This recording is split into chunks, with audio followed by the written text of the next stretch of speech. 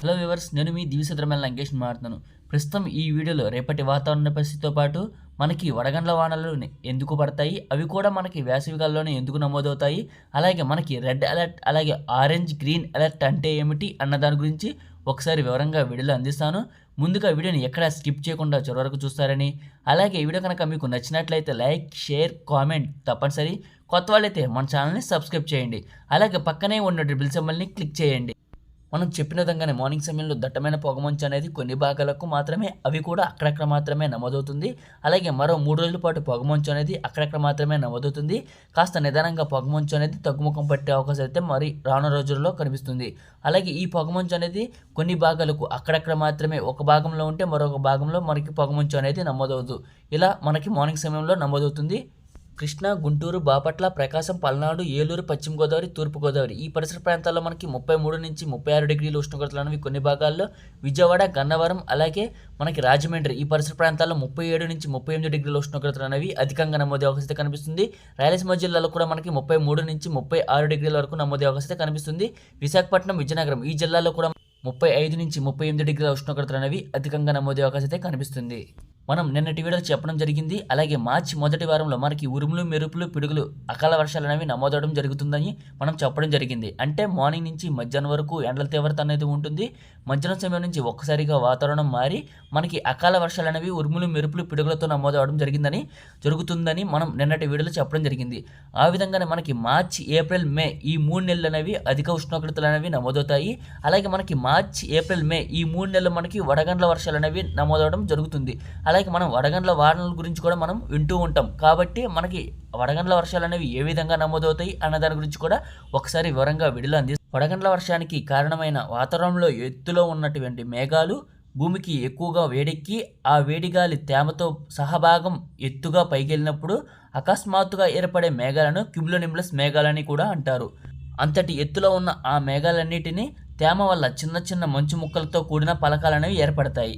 అక్కడ గాలులు కిందకు అలాగే పైకి కదులుతూ ఉండటం వల్ల పలకాలను ఉన్న మేఘాలు ఒకదానితో ఒకటి ఢీకొంటాయి.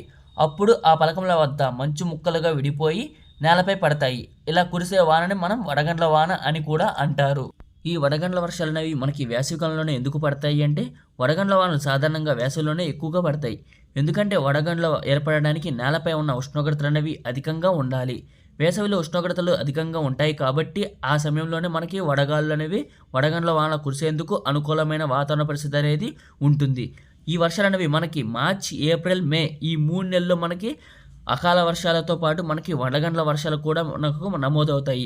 ఎందుకంటే మనకి దీంతో క్యూములోనింబస్ లాంటి మేఘాలు అనేవి ఏర్పడి అవి వాతావరణంలోని ఎత్తుకు చేరుకుంటాయి. కాబట్టి అవే వడగండ్ల వానొచ్చే మేఘాలను, ఈ మేఘాలను సాధారణంగా వేసవిలోనే ఏర్పడతాయి. అందుకే వీటిని వడగండ్ల వానలను కూడా వేసవిలోనే ఎక్కువగా పిలుస్తారు. అలాగే మనం చూస్తూనే ఉంటాం, మనకి అప్పుడప్పుడు మార్చి, ఏప్రిల్, మే ఈ 3 నెలలు మనకి వడగండ్ల వర్షాలు అనేవి అధికంగా నమోదే అవకాశం అయితే ఎక్కువగా కనిపిస్తాయి. ఈ వడగండ్ల వర్షాలు అనేవి చాలా తక్కువగా నమోదవుతాయి. అలాగే కొన్ని భాగాలకు అక్కడక్కడ మాత్రమే, ఏదో సాధారణంగా 100లో ఒక 40% మాత్రమే వడగండ్ల వర్షాలు అనేవి పడటానికి సాధ్యపడతాయి.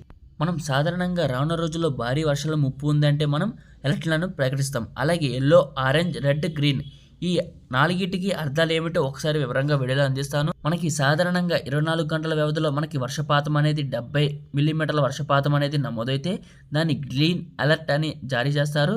అలాగే మనకి అదే వర్షపాతం వచ్చేసి 100 నుంచి 115 మధ్యలో ఉంటే దాన్ని ఎల్లో అలర్ట్ అని కూడా ప్రకటిస్తారు. 200కు పైగా వర్షపాతం అనేది జారీ చేస్తే మనకి రెడ్ అలర్ట్ అనేది ప్రకటిస్తారు.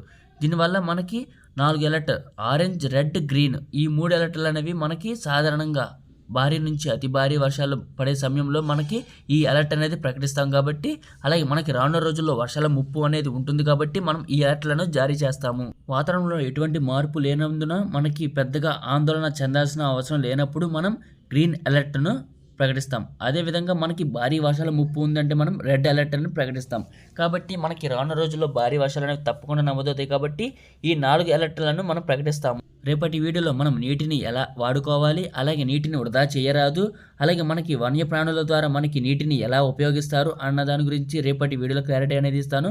అలాగే మనం తుఫాన్ల గురించి, వాయుగుండం, అల్పపీడనాల గురించి నేర్చుకున్నాం. అలాగే ఉరుములు, మెరుపులు, పిడుగుల గురించి నేర్చుకున్నాం. అలాగే రెడ్ అలర్ట్, ఆరెంజ్, గ్రీన్ అలర్ట్ల గురించి నేర్చుకుందాం. అలాగే వడగండ్ల వర్షాల గురించి నేర్చుకుందాం. అన్ని వాతావరణ పరిస్థితుల గురించి అన్నీ మనం నేర్చుకున్నాం కాబట్టి మనం రేపటి వీడియోలో నీటిని మనం ఎలా పొదుపు చేయాలి, ఎలా వాడుకోవాలి, వృధా చేయకూడదు అన్న దాని గురించి ఒకసారి రేపు వివరంగా వీడియోలో అందిస్తాను. అలాగే మనకి మార్చి మొదటి వారంలో మనకి అకాల వర్షాలు అనేవి ప్రారంభమయ్యే అవకాశం అయితే కనిపిస్తుంది. కాబట్టి ఈ వీడియో కనుక మీకు నచ్చినట్లయితే లైక్, షేర్, కామెంట్ తప్పనిసరి.